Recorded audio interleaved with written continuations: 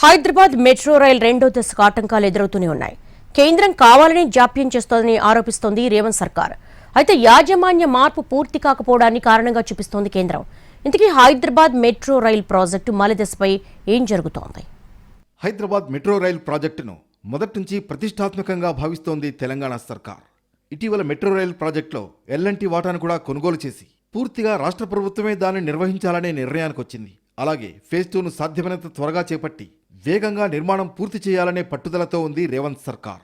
అయితే ఎల్ఎన్టీ నుంచి వాటా కొనుగోలు వ్యవహారం ఇంకా కొలిక్కి రాలేదు. దీనికి వేల కోట్ల రూపాయల రుణాలు సమీకరించాల్సి ఉంది. ఆస్తుల విలువ నిర్ధారణ, యాజమాన్య మార్పు ఇంకా పూర్తి కాలేదు. దీన్ని కారణంగా చూపిస్తున్న కేంద్రం తుది అనుమతి విషయంలో జాప్యం చేస్తోంది. తాజాగా జరిగిన సమావేశంలో కూడా ముందుగా ఫేజ్ 1 స్వాధీన ప్రక్రియను పూర్తి చేయాలని తెలంగాణ సర్కార్కు స్పష్టం చేసింది కేంద్ర ప్రభుత్వం. మరోవైపు మెట్రో రైల్ ఫేజ్ 2కు అనుమతుల విషయంలో రాజకీయ రగడ కొనసాగుతూనే ఉంది. కేంద్ర మంత్రి కిషన్ రెడ్డి చొరవ తీసుకుంటే అనుమతులు వచ్చేవంటున్నారు కాంగ్రెస్ నేతలు. అయితే ఈ ఆరోపణలను బీజేపీ ఖండించింది. మెట్రో ఫేజ్ 2ని తాము వ్యతిరేకించడం లేదన్నారు. వేల కోట్ల రూపాయల ప్రజాధనంతో కూడిన ప్రాజెక్టు కావడం వల్ల ఆర్థిక అంశాలు, రుణాల సమీకరణ, యాజమాన్య నిర్మాణంపై స్పష్టత రావాల్సిన అవసరం ఉందన్నారు. అన్నీ సవ్యంగా ఉంటేనే అనుమతులు వస్తాయంటున్నారు కమలనాథులు. రాజకీయాలను పక్కన పెట్టి మెట్రో విస్తరణలో వేగం పెంచాలని కోరుతున్నారు హైదరాబాదీలు. హైదరాబాద్ మెట్రో ఫేజ్ 2కు గ్రీన్ సిగ్నల్ ఇచ్చేందుకు కేంద్ర ప్రభుత్వం సిద్ధంగా ఉంది. కాకపోతే ఫేజ్ 1 స్వాధీనమే దీనికి అడ్డంకిగా మారింది. ఇంతకీ కేంద్రం చెప్తున్న అభ్యంతరాలేంటి? ఫేజ్ 2కు కేంద్రం నిధులు సమకూరిస్తే యాజమాన్యం ఎలా ఉండబోతోంది? హైదరాబాద్ మెట్రో తొలి దశను పబ్లిక్ ప్రైవేట్ పార్ట్నర్షిప్ పీపీపీ విధానంలో ఎల్ఎన్టీ నిర్వహిస్తుంది. ఇప్పుడు ఎల్ఎన్టీ వాటాను తెలంగాణ ప్రభుత్వం కొనుగోలు చేస్తుంది. తద్వారా మెట్రో యాజమాన్యం పూర్తిగా రాష్ట్ర ప్రభుత్వం చేతుల్లోకి రానుంది. దీనికోసం ఎల్ఎన్టీ వాటా విలువను నిర్ణయించి ఆ మొత్తాన్ని చెల్లించాల్సి ఉంటుంది. ఇక్కడే అసలు సమస్య మొదలైంది. గతంలో తెలంగాణ ప్రభుత్వానికి రుణం ఇచ్చేందుకు Indian railway finance corporation IRFC ముందుకొచ్చింది. 13,527 కోట్ల రూపాయల రుణం ఇచ్చేలా ఒప్పందం కుదిరింది. కానీ కేంద్రం నుంచి అవసరమైన అనుమతులు రాలేదు.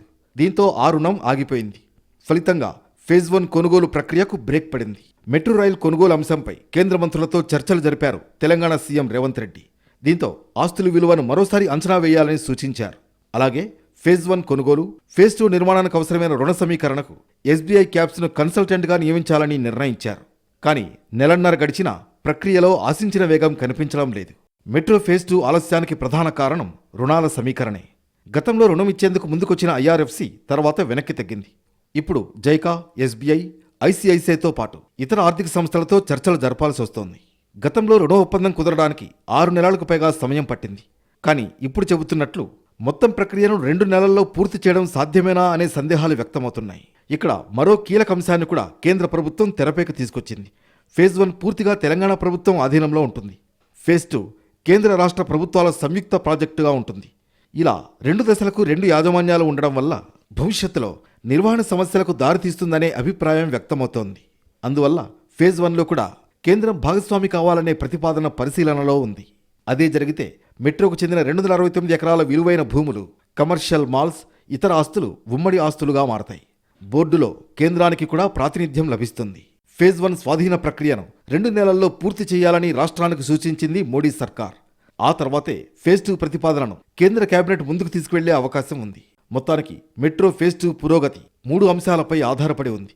మొదటిది, ఎల్ఎన్టీ నుంచి స్వాధీన ప్రక్రియను పూర్తి చేయాలి. రెండోది, వేల కోట్ల రూపాయల రుణాలు సమీకరించాలి.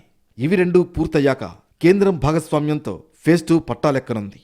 తెలుగు రాష్ట్రాల నీట్ చరిత్రలో కొత్త అధ్యాయానికి నాంది ఎస్ఆర్. ఇది ప్రతి తెలుగు విద్యార్థి విజయం. మన తెలుగు విద్యార్థి తెలుగు గడ్డపై నుంచి ఎగురవేసిన విజయకేతనం. ఆల్ ఇండియా జనరల్ కేటగిరీలో 9వ ర్యాంక్, 720కి 705 మార్కులు. తెలుగు రాష్ట్రాల్లో ఏ ఒక్క విద్యా సంస్థకి 720కి 705 మార్కులు రాలేదు, ఒక్క ఎస్ఆర్ కి తప్ప. It's an open challenge. Telangana రాష్ట్రంలో నంబర్ 1, ఏపీలో నంబర్ 1, కర్ణాటకలో నంబర్ 1, మొత్తం సౌత్ ఇండియాలో ఎస్ఆర్ ఆధిపత్యం.